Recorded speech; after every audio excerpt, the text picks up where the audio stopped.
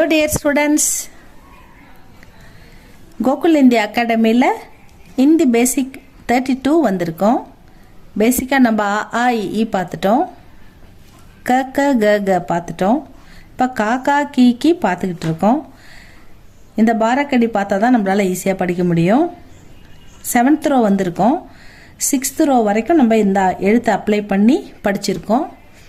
க க க கங்க, ச ச ஜ ஜங்க, ட ட ட டன, த த த தன, ப ஃப ப ப ம, ய ர ல வ, ஷ ஷ ச ஹ. இதான் 7th row. ஷ ஷ ச ஹ. இதில் ஷ ஷ இது ரெண்டுத்துக்கு நம்ம போட்டாச்சு. இப்போ ச இதுக்கு நம்ம போடணும்.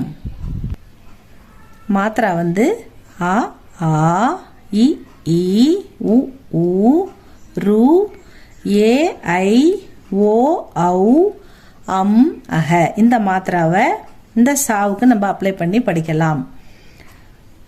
ச சன்றது இந்த மாத்திரா, அதனால எந்த சவுண்டும் வராது, எந்த மாத்திராவும் வராது. ச த க ப ம அப்படி படிக்கணும்.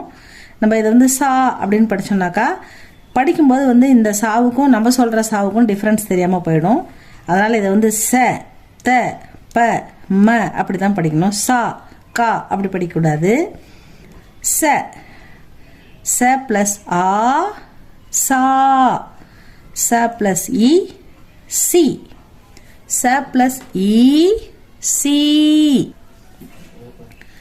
ச பிளஸ் உ சு, ச பிளஸ் உ சு, ச பிளஸ் ரு ஸ்ரு, ச பிளஸ் ஏ சே, ச பிளஸ் ஐ சை, ச பிளஸ் ஓ சோ, ச பிளஸ் ஔ சௌ, ச பிளஸ் அம் சம், ச பிளஸ் அஹ சஹ, ச சா சி சி, சு சு ஸ்ரு, சே சை சோ சௌ சம் சஹ.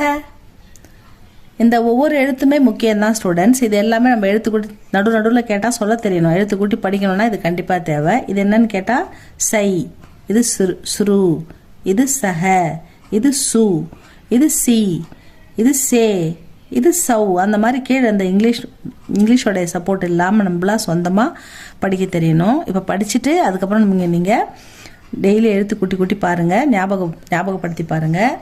அப்போ தான் உங்களால் படிக்க முடியும். ஒரு வார்த்தையை பார்த்தோன்னே அது என்ன எழுத்துன்னு தெரியணும், அதில் என்ன மாத்திரை அப்ளை பண்ணியிருக்கு அப்படின்றது கண்டிப்பாக